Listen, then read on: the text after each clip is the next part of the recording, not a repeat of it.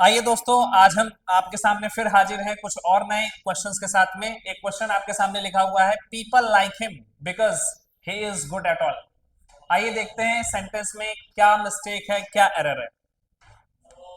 देखिए, इस particular question को समझने के लिए मैं दो चार एग्जांपल्स आपके सामने लिखता हूं। एक सेंटेंस हमने लिखा, ऑल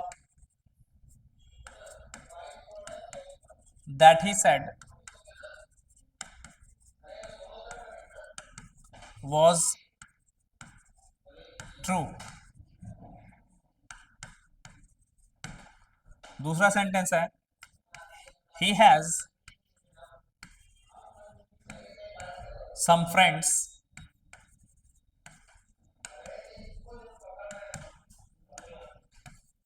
all are doctors,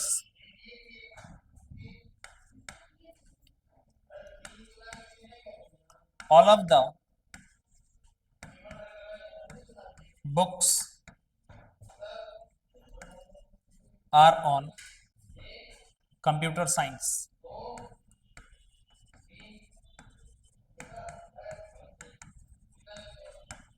अब ये तीन सेंटेंसेस हमने आपके सामने लिखे हैं और इन तीनों सेंटेंस में हमने एक प्रोनाउन यूज किया है, ऑल।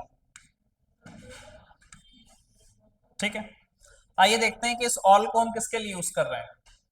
यहां पर ये जो हमने लिखा है, all that he said was true, was true predicate है, प्रेडिकेट, और इसका सब्जेक्ट ऑल है। इस ऑल को डिस्क्राइब करने के लिए एक रिलेटिव क्लॉज हमने लिख लिया, दैट ही सेड। अब दैट ही सेड किसको डिस्क्राइब कर रहा है? ऑल को। तो ऑल हमको पता है किसके लिए यूज हो रहा है, ऑल का मतलब है दैट ही सेड, जो कुछ उसने कहा वो ट्रू था। तो यहां पर ऑल का रेफरेंस हमारे सामने है, ये ऑल का रेफरेंस लिखा हुआ है। दूसरे सेंटेंस में आ जाए, लिखा हुआ है कि ही हैज सम फ्रेंड्स, इसको फ्रेंड्स लिखेंगे, he has some friends, all are doctors. अब ये ऑल किसके लिए यूज हो रहा है? ये ऑल यूज हो रहा है फ्रेंड्स के लिए, जो कि आर वर्ब का सब्जेक्ट है। तो इसका भी रेफरेंस हमारे पास मौजूद है, सम फ्रेंड्स। दूसरे सेंटेंस में आ जाए, लिखा हुआ है all of the books are on computer science. अब ये ऑल किसको रेफर कर रहा है? इन बुक्स को ही रेफर कर रहा है कि सभी बुक्स किस पर हैं? कंप्यूटर साइंस पर है। इसका टॉपिक जो है वो कंप्यूटर साइंस है। अब सभी लोग ध्यान ये रखेंगे कि ये जो ऑल प्रोनाउन होता है, इस ऑल प्रोनाउन को हम तभी यूज करते हैं जब इसका रेफरेंस दे रखा हो। दो प्रोनाउंस हैं, एक ऑल है और एक दूसरा नन है। ऑल और नन, इन दोनों प्रोनाउंस को हम सेंटेंस में तभी यूज करते हैं जब इनका रेफरेंस दे रखा हो। अगर रेफरेंस ना दे रखा हो कि ऑल और नन किसके लिए यूज हुआ है, तो फिर इनको हम सेंटेंस में यूज नहीं करते, इनके जगह हम दूसरे प्रोनाउंस को यूज कर लेते हैं। अब ये जो सेंटेंस आपके सामने लिखा है, अगर आप इसको पढ़ें तो लिखा है people like him. Why? Why do people like him? Because he is good at all. अब ये जो एट आप लिखे हैं, ये प्रेपोजिशन है और ऑल इस प्रेपोजिशन का ऑब्जेक्ट है। क्या इस सेंटेंस में आपने ऑल किसके लिए यूज किया, ये पता है? क्या इस ऑल का रेफरेंस दे रखा है? तो आंसर है नहीं, इस ऑल का रेफरेंस नहीं दे रखा। अगर इस ऑल का रेफरेंस सेंटेंस में दे रखा होता कि ऑल किसके लिए यूज हुआ है, तब ये सेंटेंस आपका सही होता। फिलहाल में ये ऑल गलत है। अब इस ऑल को आपको रिप्लेस करना होगा कि ऑल और नन, ये दो प्रोनाउंस जो होते हैं ये बिना रेफरेंस के सेंटेंस में यूज नहीं किए जाते। तो इस ऑल को हटाइए, इसके जगह लिख लीजिए एवरीथिंग।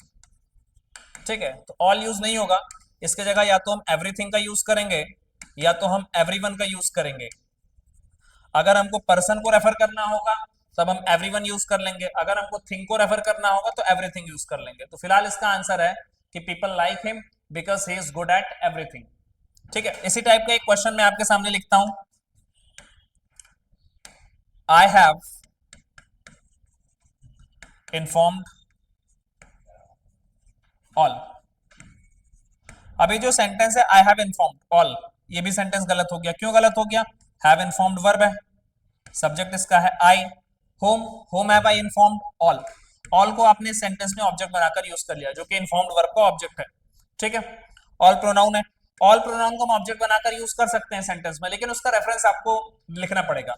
अगर आप ऐसे लिख दें, I have informed all of the students, तो ऑल किसके लिए यूज हुआ? स्टूडेंट्स के लिए यूज हुआ, तब सेंटेंस सही हो जाएगा। फिलहाल यहाँ पर रेफरेंस नहीं दे रखा है, अब इन्फॉर्म तो पर्सन को किया जाएगा, तो इस ऑल को हटाइए, इसकी जगह क्या लिख लीजिए? एवरीवन। तो आंसर है कि I have informed everyone.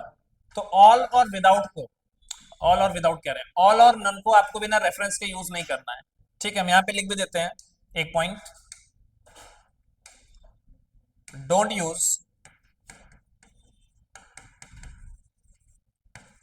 All और none without reference.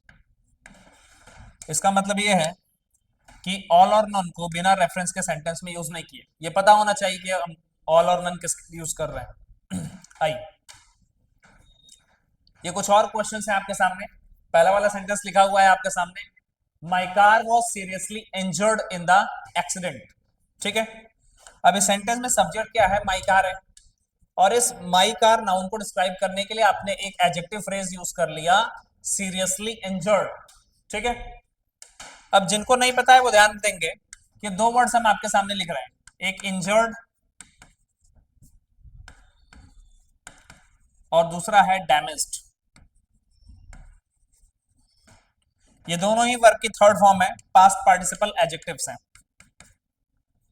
Injured word का यूज हम करते हैं पीपल और एनिमल्स को रेफर करने के लिए। पीपल और एनिमल्स को रेफर करना हो तो फिर इंजर्ड का यूज करते हैं। किसी को कोई चोट लग गई, कोई पर्सन है, कोई एनिमल है, तो उसको डिस्क्राइब करने के लिए इंजर्ड लिखिएगा। डैमेज्ड का यूज हम करते हैं थिंग्स और प्लांट्स के लिए। थिंग्स हैं, प्लांट्स हैं, ट्रीज हैं, इनके लिए डैमेज का यूज हम करते हैं, ठीक है।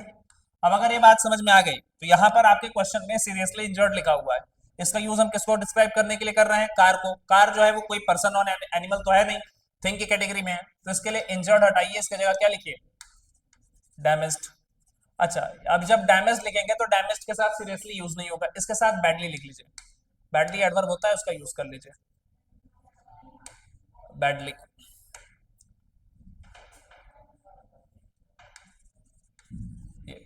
My car was badly damaged in the accident, ये आपका सेंटेंस करेक्ट हो गया। अब दूसरे सेंटेंस में आ जाते हैं। दूसरे सेंटेंस में लिखा हुआ है ही शॉट डेड, ये 10 लिखा हुआ है, ही shot dead 10 innocent people and injured 15 others, ठीक है। अब इस सेंटेंस का मतलब क्या है, इस सेंटेंस में कह रहा है कि he shot dead 10 innocent people, कि उसने 10 निर्दोष लोगों को मार दिया। आगे कह रहा है injured 15 others, और 15 लोगों को उसने घायल भी कर दिया। देखिए, अब यहां पर पहले तो मैं इसका आंसर बता देता हूं कि यहां पर इंजर्ड यूज नहीं होगा, इंजर्ड यूज नहीं होगा। इंजर्ड वर्ब जो है ना, इसकी नाउन फॉर्म होती है इंजरी। इंजरी का मतलब होता है कोई चोट लग गई आपको, जैसे क्रिकेट मैच आप लोग देखते हैं, बॉलर है, बॉलिंग कर रहा है, तो उसको चोट लग गई मैच में, गिर गया है ना, मोच आ गई पैर में, या उसको कहीं पर बॉल लग गई, चोट लग गई, तो वो इंजरी है। वो क्या है, इंजरी है, जो अपने आप हो जाए। लेकिन जब आप किसी टूल इंस्ट्रूमेंट का यूज करके किसी पर्सन को किल करें, जैसे आपने नाइफ का यूज कर लिया, सॉर्ड का यूज कर लिया, है ना, इस टाइप के जब आप टूल्स और इंस्ट्रूमेंट का यूज करते हैं, वेपन का यूज करते हैं किसी पर्सन को किल करने के लिए, चोट पहुंचाने के लिए, तो फिर उसके लिए वुंड वर्ब यूज करते हैं, ठीक है। मैं यहां पे लिख देता हूं, to wound somebody with a weapon, with a weapon, gun से आपने किसी पर्सन को चोट पहुंचा दी, है ना, इस टाइप के जो वेपन्स होते हैं उससे अगर आप किसी पर्सन को किल कर रहे हैं तो फिर वहां पर वुंड लिखा करिए। तो यहाँ पर लिखा हुआ है, सेंटेंस में रेफरेंस दे रखा है यहाँ पे कि ही शॉट डेड 10 innocent people, कि 10 लोगों को उसने, निर्दोष लोगों को मार दिया। शॉट लिखा हुआ है, गन वगैरह का यूज किया होगा, तो फिर यहाँ पर इंजर्ड हटाइए, इसकी जगह क्या लिखिए, वुंडेड। वुंड वर्ब होती है, इसके सेकंड फॉर्म लिख लीजिए, वुंडेड। तो ये ध्यान रखना है कि इंजर्ड और डैमेज्ड ये एडजेक्टिव्स होते हैं, कब किसको किसके लिए डिस्क्राइब करना है वो अपना ध्यान रखिएगा, किसका यूज करना है। और दूसरी बात ध्यान रखेंगे, जब भी हम किसी पर्सन को किल करते हैं किसी वेपन के थ्रू, वेपन की मदद से, तो वहां पर इंजर वर्ब का यूज नहीं करते, उसके लिए हम किसका यूज करते हैं, उसके लिए वुंड वर्ब का यूज करते हैं, ठीक है। तो ये कॉन्सेप्ट्स आपको कैसे लगे कमेंट करके जरूर बताइएगा। Thank you so much for watching this video.